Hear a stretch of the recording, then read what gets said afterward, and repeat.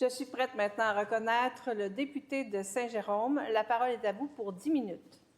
Merci, Madame la Présidente. Alors, bien content de vous retrouver tous, chers collègues. J'interviens en réaction au discours d'ouverture qu'on a entendu hier, Madame la Présidente, en ayant relu le discours d'ouverture de la première session de cette législature. Et puis, je me rends compte comment ça peut être difficile pour un premier ministre qui est à la tête d'un gouvernement depuis 7 ans de prononcer un discours d'ouverture. C'est un exercice périlleux, ça demande beaucoup d'humilité. Parce que soit on reparle des mêmes chantiers puis on donne l'impression que ça n'avance pas. Par exemple, dans le discours d'ouverture, l'efficacité des services publics est mentionnée à 9 reprises. C'est au tout début de notre législature. Mais on en reparle effectivement, et je pense de bonne loi cette fois-ci. On parlait aussi d'améliorer la sécurité au Québec, puis à Montréal, en engageant des policiers dans les rues. Pour ceux qui sont curieux, c'est à 1h19 et 10 secondes. Si on parle des mêmes chantiers et que ça laisse cette impression que les choses n'avancent pas, bien, on est un peu pris aussi si on parle, par exemple, de thèmes qu'on souhaite laisser de côté parce qu'il serait embarrassant de les répéter, comme les mini-hôpitaux privés, par exemple, ou attirer les étudiants étrangers qui obtiennent leur diplôme dans nos universités pour qu'ils aient un statut de résident permanent rapidement. Ou encore, bien, on établit de nouvelles priorités. Et à ce moment-là, on souligne implicitement ce qui était dans l'angle mort il y a 3 ans, comme la camisole de force de la bureaucratie, dont on avait tout de même pris conscience, je crois, durant la pandémie, ou encore la modernisation du régime syndical, qui est un nouveau thème, mais un vieux thème, puisqu'en 2014, c'était effectivement dans la plateforme du parti. Dans tous les cas, dans ces 3 cas de figure, la comparaison dans le temps n'est pas favorable au gouvernement. Et c'est pourquoi c'est si périlleux comme exercice. J'ai l'impression qu'il y a 2 bons coups, en tout cas de mon point de vue, 2 moins bons coups. Le premier bon coup étant effectivement la modernisation du régime syndical. Il est effectivement grand temps. Je pense qu'en fait, c'est même de nature à renforcer la légitimité des associations de travailleurs. Je crois fermement, et je l'ai dit la semaine dernière, mais je crois fermement qu'il faut ajouter aux intentions du gouvernement un vote secret lors de l'accréditation syndicale. C'est incontournable. Il n'y a pas de démocratie syndicale si, lorsqu'on constitue un syndicat, on ne peut pas voter en son âme et conscience dans un isoloir qui nous préserve des pressions et de l'employeur et des démarcheurs syndicaux. Je pense que c'est excellent de réfléchir à l'efficacité de l'État, même sous un nouveau angle. Je pense qu'on a vraiment vu un changement avec la nouvelle présidente du Conseil du Trésor, après avoir posé beaucoup de questions moi-même, parce qu'on sentait que ça tergiversait sous l'ancienne présidente. Bien là, on sent au contraire qu'on demande la collaboration de tous les ministres pour aller de l'avant, et donc une collaboration pleine et entière, selon les mots de la lettre que la présidente du Conseil du Trésor a envoyée à ses collègues. Et ça, je pense que c'est très bien. Évidemment, il y a une partie de nouvelle vision économique qui, moi, me laisse sur ma faim, Madame la Présidente, parce qu'on demande essentiellement à Hydro-Québec d'investir des sommes importantes à un moment où sa cote de crédit est moins bonne, malheureusement. On demande aussi à Investissement Québec d'intervenir. On demande aussi à la Caisse de prendre davantage de participation dans l'économie québécoise. Autrement dit, la nouvelle vision économique dont on parle, bien, elle n'est pas si nouvelle. C'est encore une fois que nos institutions publiques fassent finalement les choix de l'économie québécoise plutôt que de faire confiance aux entrepreneurs qui mettent leur propre argent en jeu. Et moi, je pense que c'est de ce côté-là qu'on devrait miser. Je pense que c'est de ce côté-là qu'on devrait avoir davantage confiance. L'autre côté négatif pour moi, c'est l'absence de cette crise des services publics qu'on semble éviter de nommer.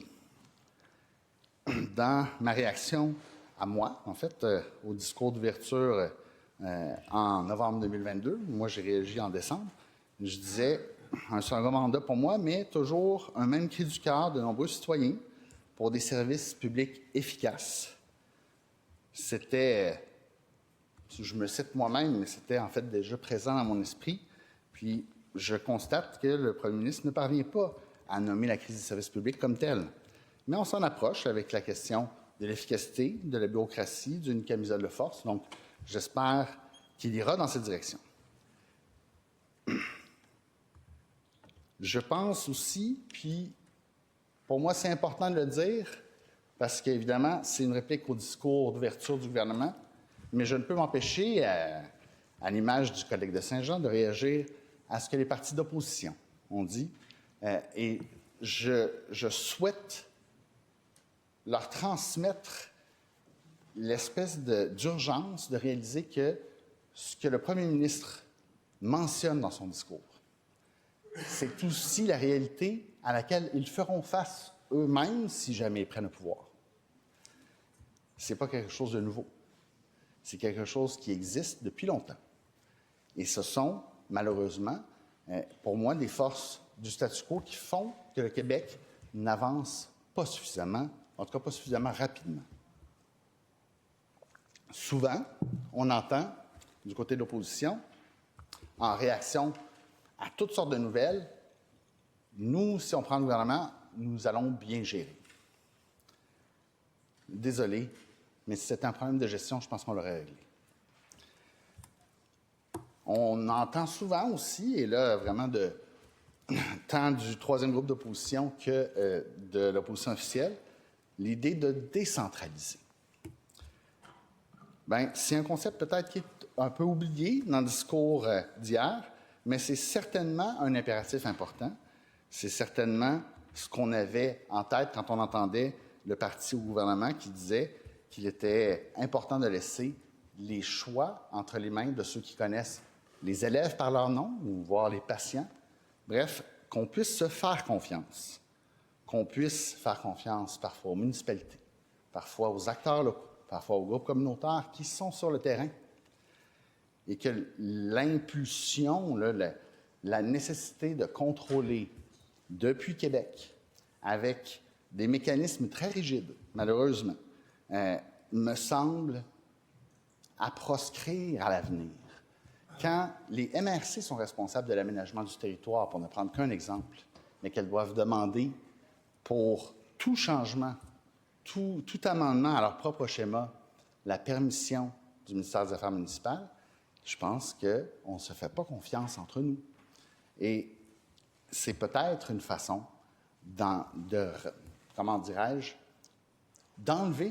des obstacles à l'avancement de différents projets. Je pense que ça, c'est une piste intéressante. Plus encore, Madame la Présidente, la décentralisation, ça existe depuis longtemps comme débat. Et là, je vais vous citer un document de 1977, qui est l'année de ma naissance. C'est le préambule du livre blanc du gouvernement du Québec sur la décentralisation. Et essentiellement, ce qu'on y dit, c'est qu'on a un ensemble de règles de l'État qui se multiplient. Un leadership politique et administratif qui s'est constitué à Québec et la planification est devenue à la mode. Un nouveau processus décisionnel centralisé s'est installé, processus qui a fait l'objet, occasionnellement, de tentatives timides de régionalisation, de déconcentration ou de décentralisation. Et